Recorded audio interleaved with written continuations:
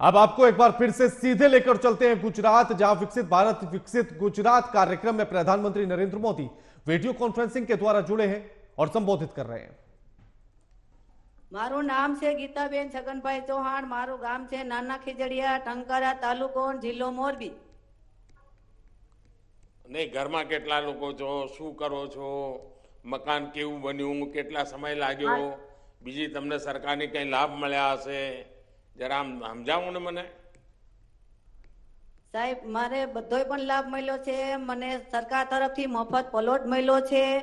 પ્રધાનમંત્રી આવાસ યોજનામાં મેં મારું મકાન બનાવ્યું છે। મારું સપનાનું મકાન બન્યું સાહેબ, અને મારા છોકરા મારા બાળકો અને હું પણ બહુ ખુશ રહી छी સાહેબ।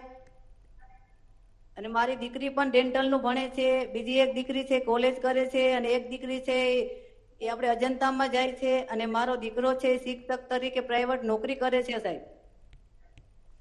તો તમારા ઘરમાં તો કમાણી જોરદાર હશે। સાહેબ, એમાં એવું છે કે દીકરીઓ ભણે છે એને આપણે શિક્ષક તરીકે તમે બધે જે આપો છો યોજના સ્કોલરશીપ બધી આપો છો એ મળે છે। અને મારી એક દીકરી છે અજંતામાં જાય છે, અને મારો દીકરો પણ એ સરકાર પ્રાઇવેટ નોકરી કરે છે સાહેબ। એટલે દીકરાને શું ભણાયો તો? હા સાહેબ, કેટલું ભણાયો દીકરાને? દીકરાને કોલેજ કરાવેલો છે સાહેબ। કોલેજ કરાવી દીધી? તો હવે તો છોકરાઓ બધા લગ્ન કરવા જેવા થઈ ગયા છે। અરે સાહેબ, હવે તો મકાન તમે આપ્યું પછી તો બહુ માંગાઈ પણ સારા આવે છે સાહેબ, બહુ માણસો પણ સારા બોલાવે છે અમને। એટલે તમને હવે તમારી બરાબર જેવું જોઈતું હશે એવું ઘર મળશે એવું લાગે છે મને। એટલે દીકરીઓ સુખી થશે। બધી સાહેબ તમારા બધે આભાર છે કેવાય સાહેબ બધો। એમાં એવું છે બેન, તમે બાળકોને જે રીતે મોટા કરી રહ્યા છો, એમને શિક્ષણ અને સંસ્કાર આપી રહ્યા છો, આ તમારી મોટામાં મોટી મૂડી છે। હા સાહેબ, આ ઘર તો ઘર ભલે તમે પછી બનાવ્યું, પણ બાળકોની જિંદગી પહેલા બનાવી તમે। હા સાહેબ, આ મોટું કામ કર્યું છે। તમે પોતે કઈ કરો છો કે ગીતાબેન? હા સાહેબ, હું એમિટેશન નું ઘરે કામ કરું છું સાહેબ। શેનું કામ કરો છો? એમિટેશન નું। અચ્છા, ક્યાંથી કામ મળે છે તમને? ટંકારાથી સાહેબ। અચ્છા ગીતાબેન, રાશન ને આયુષ્માન ભારત ને આ બધી જે યોજનાઓ છે એનો કઈ લાભ મળ્યો છે તમને? હા સાહેબ, મને બધો પણ લાભ મળેલો છે સાહેબ। શું મળ્યું છે પાણીની જરા સુવિધા કહેશો? છે, પાણીની સુવિધા છે, રેશન કાર્ડની સુવિધા છે, આયુષ્માન કાર્ડની પણ સુવિધા છે સાહેબ।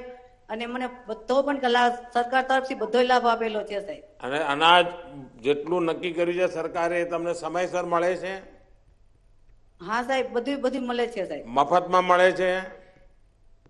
હા સાહેબ। અને જે એની ગુણવત્તા હોય, આપણા ઘરમાં બધી સારી જાતની બધી વસ્તુ આવે છે કે પછી ગમે તો તમને ભેળવી દે સ્થાનિક પેલા સરકારમાંથી? સારું મળે છે? બહુ સરસ મળે સાહેબ। એમ ખાસ શું ઘરમાં આમ શું રોજ રાંધો? આપણે ગુજરાત વાળા તો ખીચડી ખાય।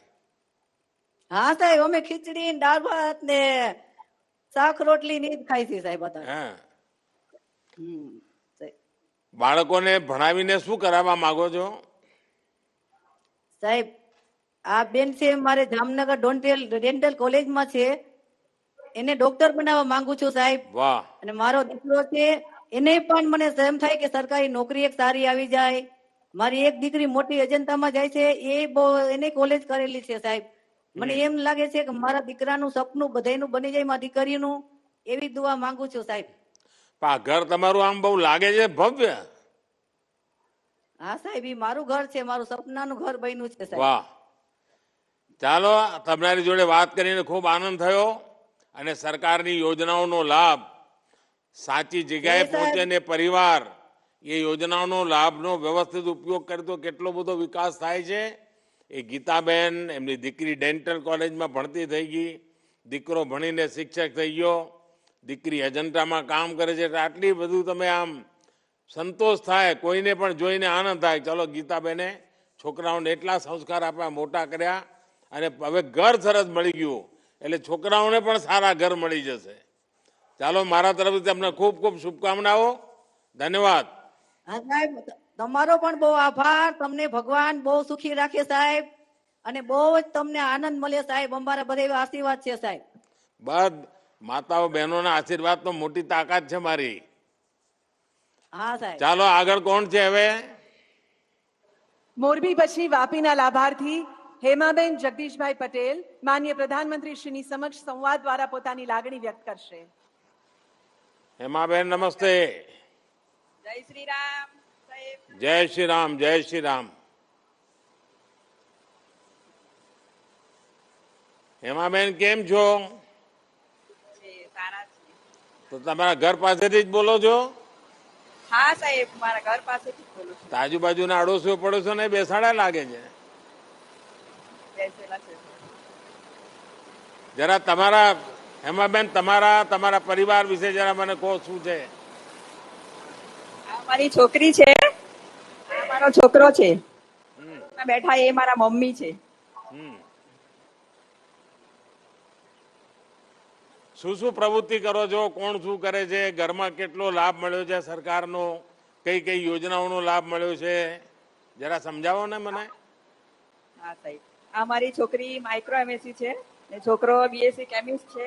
અને અમને આ પ્રધાનમંત્રી આવાસ યોજના અંતર્ગત સારું ઘર મળ્યું છે, જે અમારું સપનું હતું. કે આજના જમાનામાં દરેક વ્યક્તિનું એક સપનું હોય છે કે પોતાનું એક સારું ઘર હોય છે. જે મારું સપનું આ પ્રધાનમંત્રી આવાસ યોજના અંતર્ગત પૂરું થયું છે.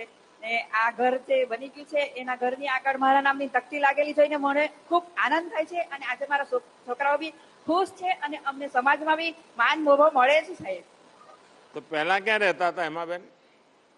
પેલા જૂના કાચા મકાનમાં રહેતા હતા અને બહુ જ તકલીફો પડતી હતી. છોકરાઓ ભણતા હતા ને તકલીફો પડતી હતી સાહેબ. એટલે પહેલા કાચું મકાન હતું? હા હા સાહેબ, કાચું મકાન હતું. ત્યાં કેટલા વર્ષ રહ્યા? ઘણા વર્ષ રહ્યા સાહેબ. અને હવે આ નવા ઘરમાં આવ્યા છો તો કેમ લાગે છે? મહેમાનો બધા બહુ આવતા હશે. બહુ આનંદ થાય છે. હા સાહેબ, બહુ ને આનંદ પણ હવે થાય છે, બહુ ખુશ. ઘર સારું થઈ ગયું એટલે મહેમાનો ખૂબ આવતા હશે. હા સાહેબ, મહેમાનો ખૂબ આવે છે ને અમને માન મોભો બી બહુ મળે છે સમાજમાં. ને હવે તો માગાઈ આવતા હશે દીકરી માટે. હા સાહેબ, બહુ માંગ આવે છે. હા, દીકરીને ભણાવી તમે શું? હા, ભણાયું છે. ત્યાં નાની ઢબુડી કોણ છે? મારા જેઠના છોકરાની છોકરી છે. અચ્છા અચ્છા. તો તમારા જેઠનું જુદું ઘર છે? હા, એટલે કુટુંબ વાળા જેઠ છે. અચ્છા. તમને જે એમાં બેન આ રાશન કાર્ડ, અનાજ, ગેસ, પાણી, આ બધા કામોમાં શું શું થયું જરા કહેશો? હા સાહેબ, આ રાશન કાર્ડમાં અમને રાશન મળે છે, ઘઉં મળે છે, ચોખા, દાળ, ચણા મળે છે સાહેબ. કેટલું અને મળતું ઘરમાં હશે? કેટલું મળે છે? અમારું 6 કિલો ઘઉં મળે છે, 9 કિલો ચોખા મળે છે, 1 કિલો ચણા, 1 કિલો દાળ મળે છે. પણ 1 રૂપિયો આપવો પડે છે? ના ના સાહેબ, બધું મફતમાં મળી જાય છે? હા, અનાજ ફ્રીમાં મળે છે. પણ અનાજ આપો. હવે તમારા છોકરા મોટા થયા, સરસ બધું ભણ્યા, ઘર મળ્યું. તમને સમાજનું એક કામ કરવું હોય તો શું કરો તમે? સાહેબ, મેં મારું જો સમાજે તમને આટલું બધું આપ્યું, દેશે સાહેબ. તમને આટલું બધું આપ્યું, તો તમે શું કરો સમાજ માટે? કે મારું જે આ સપનું પૂરું થયું પ્રધાનમંત્રી યોજના આવાસ હેઠળ, એવું આ બીજાનું પણ સપનું પૂરું થાય એવું હું ઈચ્છું છું. જો સમાજનું કંઈ ને કંઈ કરવાની ઈચ્છા રાખવી જોઈએ. આપણે ગરીબીમાંથી બહાર આવ્યા, કાચા ઘરમાંથી પાકા ઘરમાં આવ્યા, છોકરા મોટા થયા, સરકારે આટલી બધી યોજના